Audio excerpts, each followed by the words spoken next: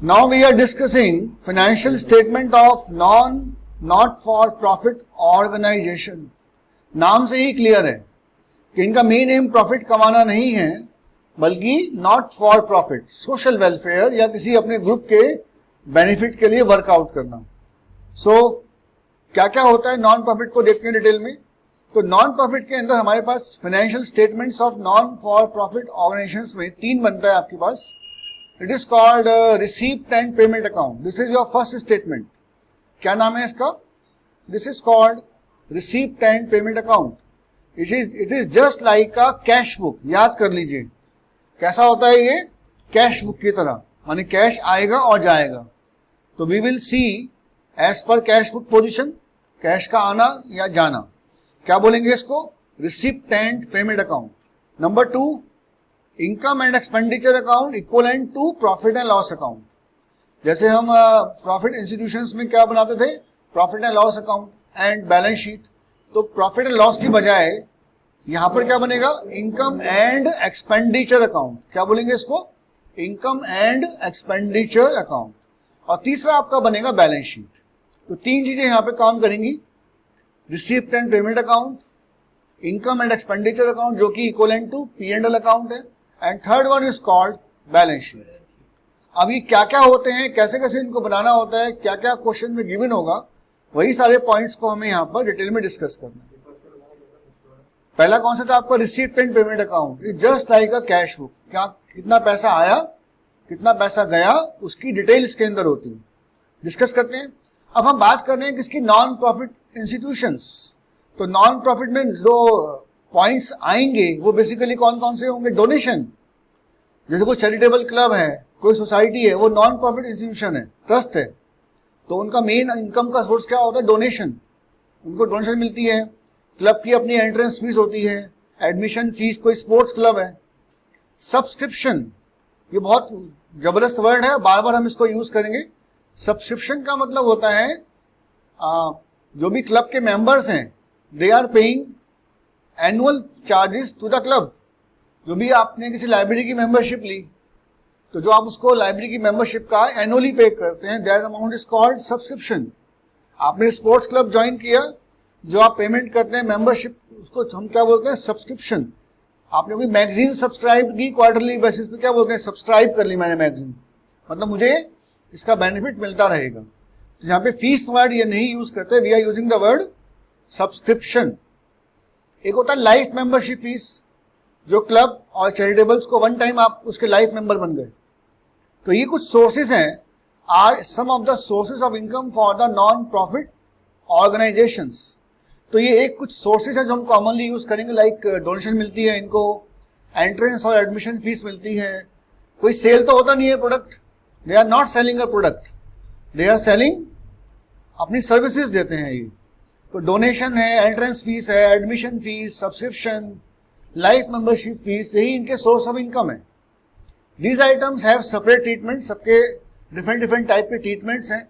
तो किस आइटम का कहाँ ट्रीटमेंट है, कैसे कैसे हम उसको ट्रीट करेंगे, इन सभी पॉइंट्स को हमें डिटेल में यहाँ पर डिस्कस करना है. थोड़ा सा और इंट्रोड्यूस करते हैं टॉपिक को. A non profit organisation is a legal and accounting entity that is operated for the benefit of the society as a whole rather than for the benefit of sole proprietorship, partners or shareholders. माने non profit को हम क्यों बनाते हैं? Non profit एक legal entity है और उसका मेन पर्पस क्या होता है? Why we are preparing non profit? Non profit बनाया जाता है किसी इंडिविजुअल बेनिफिट के ना लेकर, जो सोसाइटी है उसके फायदे के लिए हम नॉन प्रॉफिट को बनाते हैं. ठीक है. Non profit is prepared for the benefit of society और group of peoples as a whole, not for the benefit of sole proprietorship और पार्टनर्स और शेयर होल्डर्स. जैसे आपने चैरिटेबल इंस्टीट्यूशन खोल दिया, तो उसके ग्रुप से मेंबर्स हैं, उनके बेनिफिट के लिए या उनके फायदे के लिए काम किया जाता है. आपने स्पोर्ट्स क्लब खोला, तो कोई स्पोर्ट्स क्लब किसी एक आदमी के लिए काम नहीं कर रहा. उसका मेन पर्पस क्या है? जो क्लब के मेंबर्स हैं उन सभी को स्पोर्ट्स का पूरा पूरा बेनिफिट प्रोवाइड किया जाए.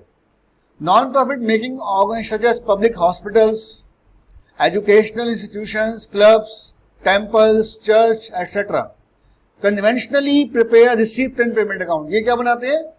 सिंपल रिसीप्ट एंड पेमेंट, कितना पैसा आया और कहाँ कहाँ हमने उस पैसे को खर्च किया। तो इनका मेन जो बनाया जाता है वो क्या बनाया जाता है, रिसीप्ट एंड पेमेंट अकाउंट। और साथ में प्रॉफिट लॉस या जो भी इनकी फंड्स हैं उसका कितना कितना हुआ उसके लिए हम क्या बनाते हैं, we are preparing income and expenditure account. तो दो अकाउंट मेन होते हैं इनके, they are preparing regular basis पर क्या बनता है, रिसीप्ट एंड पेमेंट अकाउंट।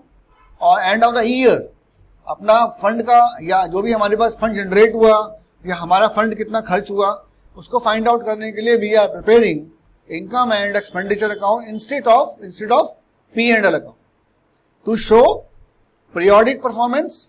और लास्ट में एक बनती है इनकी फाइनेंशियल पोजीशंस के लिए बैलेंस शीट। ये बहुत इंपॉर्टेंट है। रिसीप्ट एंड पेमेंट अकाउंट क्या शो करता है आपका, पीरियोडिक परफॉर्मेंस कि पूरे साल में हमारी इनकम एंड एक्सपेंडिचर अकाउंट क्या दिखाता है आपका, पीरियोडिक परफॉर्मेंस, जैसे प्रॉफिट लॉस अकाउंट दिखाता था। एंड बैलेंस शीट क्या शो करता है आपकी, फाइनेंशियल पोजीशन। तो for find out position prepare balance sheet and find out periodic performance we are preparing income and expenditure account. Receipt and payment account normally question में आपको given होता है।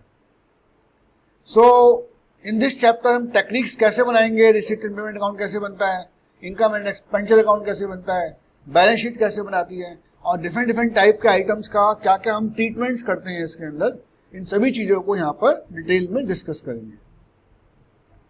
तो ये मैंने आपको इसका बेसिक मीनिंग बताया about receipt and payment account. All we have receipt and payment account. तो जैसे मैंने आपको स्टार्टिंग में बताया, receipt and payment account is a summary of the cash book without date column. तो एक तरह से ये बिल्कुल समरी है, जैसे हम अकाउंट्स में कैश बुक बनाते हैं सेम पैटर्न से we are preparing receipt and payment account. Date नहीं होता, this is the most important. Cash book जो आप बनाते थे उसमें डेट वाइज एंट्री डालते थे, इसमें डेट नहीं होता, सिंपली हम ब्यूरो लिखते हैं खाली पूरे साल में इतना कलेक्शन हुआ, इतने हमारे खर्चे हुए। It is an elementary form of account commonly adopted for not for profit making concern, hospitals हैं, क्लब्स हैं। तो ये सिंपली कितना पैसा आ रहा है, कहाँ कहाँ हमारा खर्चा हो रहा है, उसका एक ब्योरा, उसका एक डिटेल मेंटेन करते हैं। And that account is called receipt and payment account. It consist of classified summary of cash bank receipt, माने क्या क्या आता है इसमें, समरी ऑफ कैश और bank receipt and payment over a certain period together with the cash balance at the beginning and at the end of the period।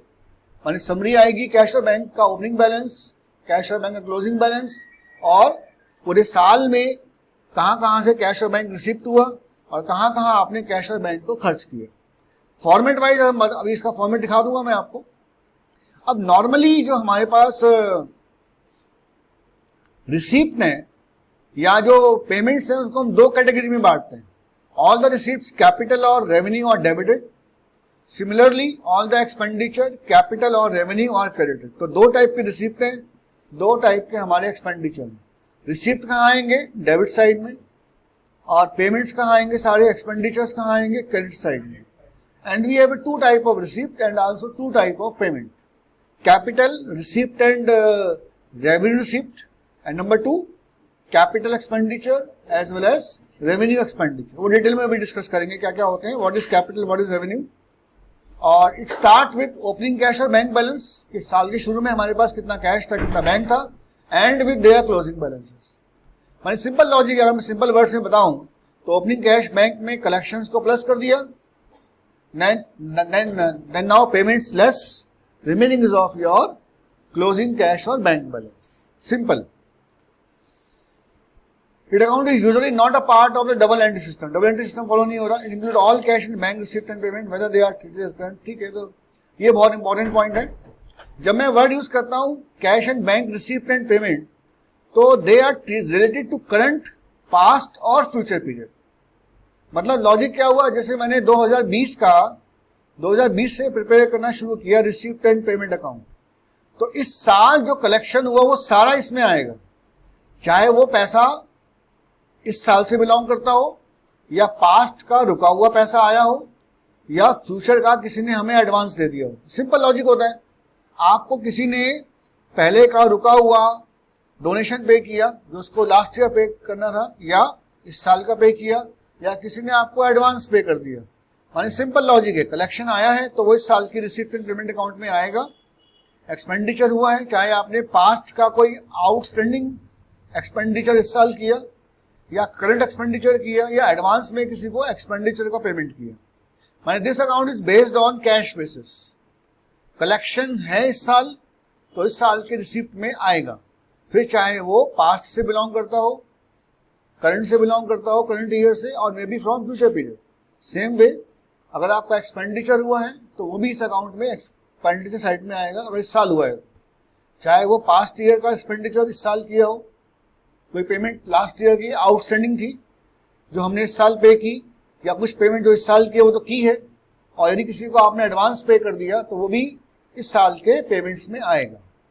तो include all cash and bank receipt and payment whether they are related to current, past और future period. ठीक है, तो ये बहुत important point है कि भाई कौन कौन सी डिटेल्स को हम इसके अंदर प्रॉपरली शो करते हैं। सपोज कर लीजिए the receipt and payment for the Swaraj club for the year ended March 31, 2016। आपको डाटा गिवन है, entrance fees 300, membership fees, donation for club pavilion, ये सारी कलेक्शन है। फूड सेल माने आपने कुछ सामान, कुछ फूड्स खाने पीने की चीजें बेची हैं। सैलरी एंड वेजेस, ये पेमेंट आ गई। Donation, purchase of food, payment. Club pavilion को बनवाया, पेमेंट। एक्सपेंस किया, पेमेंट। रेंट दिया, payment. Bank charges, payment. Opening cash और बैंक गिवन है, पेमेंट। तो अभी कैसे बनेगा, देखो ध्यान से देखो बेटा कॉपी में कैसे बता रहा हूं मैं। सबसे ऊपर लिखा कंपनी का नाम Swaraj limited, receipt and payment account for the year ended. हमेशा याद रखो for the year ended word आएगा। क्या वर्ड आएगा? फॉर द ईयर एंडेड, माने पूरे साल का दिखा रहा है। कॉलम्स क्या बनेंगे? डेबिट्स लेफ्ट साइड में रिसीप्ट, राइट साइड में पेमेंट। स्टार्टिंग कहां से करेंगे? टू बैलेंस ब्रॉट डाउन, और दोनों बैलेंस आएंगे, कैश इन हैंड और कैश विद बैंक। क्वेश्चन में देखिए कैश इन हैंड था 200, कैश एट बैंक 350, तो दोनों आपके डेबिट साइड में आएंगे। 400 सॉरी 400 ये वाले, और ये March 31 के दोनों की मैंने। फिर जो जो आपकी कलेक्शन थी, entrance fees, membership fees, donation, sales of food stuff, these all are on debit side, collection है।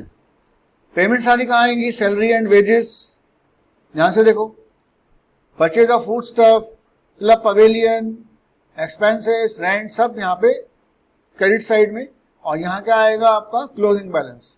क्वेश्चन में ऑलरेडी आपको सब डाटा गिवन तो आपस में मैच करेगा, अदरवाइज अगर हमें ये क्लोजिंग बैलेंस नहीं गिवन होते, कई बार नहीं गिवन होता है, तो ये क्या निकलता है? हमारा बैलेंसिंग फिगर निकल जाता है।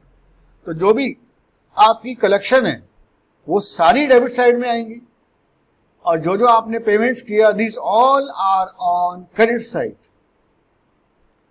तो ये हमारा फॉर्मेट था रिसीप्ट एंड पेमेंट अकाउंट का। काफी इजी फॉर्मेट है, आई थिंक आपको समझ में आ गया होगा, मुश्किल नहीं है format. Limitations of receipt and payment account, क्या क्या इसमें कमियां हैं? It will be apparent that increasing the cash and bank balance at the end of the year as compared to those in beginning does not truly represents the surplus for the year. आप अगर ध्यान से देखें तो साल के शुरू में कितना कैश और बैंक था? 200 और 400। साल के एंड में है 350 और 590। तो क्या ये बढ़िया पोजीशन है? नहीं, ये खाली एक कैश बुक है। इट डजंट शो कि आपने साल में कितना सरप्लस कमाया, कितना आपको फायदा हुआ या कितना आपको नुकसान हुआ। ये बात ठीक है कि इसका जो मेन पर्पज है प्रॉफिट कमाना नहीं होता, लेकिन सरप्लस तो आ सकता है ना, और डेफिशिएट भी आ सकता है। जैसे हम प्रॉफिट लॉस अकाउंट में profit and loss word use करते थे, और यहां पर हम क्या वर्ड यूज करेंगे? We are using the word surplus, and also we are using the word, दूसरा वर्ड और आएगा डेफिशिट। दूसरी बात, ये जो अकाउंट बनता है ये कैश बेसिस पे बनता है, माने कलेक्शन चाहे कभी का आया हो, कलेक्शन में आएगा। खर्चा आपने कभी का किया हो, खर्चे में आएगा। तो हम एक्चुअल में फाइंड आउट नहीं कर पाते, मैचिंग कॉन्सेप्ट काम नहीं कर रहा है। माने यदि मैं इस साल का पीरियोडिकली प्रॉफिट लॉस या सरप्लस और डेफिसिट फाइंड आउट करना चाहूं, सो आई कांट फाइंड, क्योंकि इसमें कुछ अमाउंट आउटस्टैंडिंग हो सकते हैं। जैसे प्रॉफिट लॉस अकाउंट जब आप बनाते हैं तो we are adding outstanding expenses को ऐड करते हैं, एडवांस को लेस करते हैं। वो सारी ट्रीटमेंट हमें करनी पड़ेगी ताकि हम इस साल का एक्चुअल में फंड में कितना सरप्लस हुआ या फंड में कितना डेफिसिट हुआ उसको फाइंड आउट कर पाए। यही इसकी लिमिटेशन है। नोट्स में आपको दे दूंगा, आप इसको एक बार रीडिंग कर सकते हैं। और उस लिमिटेशंस को दूर करने के लिए we are preparing income and expenditure account. दूसरा अकाउंट हमारा कौन सा हो गया? Income and expenditure account. तो पहला मैंने आपको बताया था रिसीप्ट एंड पेमेंट अकाउंट।